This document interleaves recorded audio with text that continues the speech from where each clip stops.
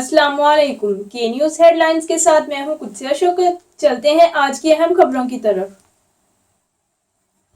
खबरों का सिलसिला आगे बढ़ाते हुए बात करेंगे राना सनाउल्लाह की। गलत बात कह दी, इमरान खान को अंदाज़ा हो गया। राना सनाउल्लाह गलत बात कह दी, इमरान खान को अंदाज़ा हो गया। वफाकी वजीर दाखिला राना सनाउल्लाह ने कहा कि इमरान खान को अंदाज़ा हो गया कि गलत बात कह दी है, इसलिए शहबाज शरीफ का नाम लिया। राना सनाउल्लाह ने कहा कि इमरान खान एक दिन कोई बात दूसरे दिन तरदीद करके नई बात करते हैं।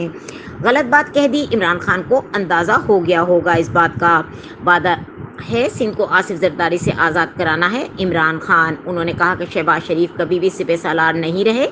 इमरान खान को अंदाज़ा हुआ होगा कि गलत बात कह दी, इसलिए अब वज़ीर आज़म का नाम लिया जाए। वफाकी वज़ीर दाखिला ने मज़ीद कहा कि इमरान खान मुतकब्बर इंसान है, इसकी जहांगीर तरीन तक से नहीं बनी। इमरान खान करता रहे जलसे, कोई दबाव नहीं। उनका कहना था कि पिछली हुकूमत की गलती के बायस आम आदमी मुश्किल में है।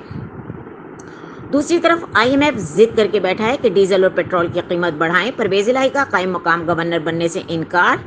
तर्जुमान काफली राना सनाउल्लाह ने यह भी कहा कि प्रोपेगेंडा से इलेक्शन जीता जा सकता है तो इमरान खान 2013 में भी जीत जाते। PTI चेयरमैन 25,000 लोग भी लेकर नहीं पहुंच सकता।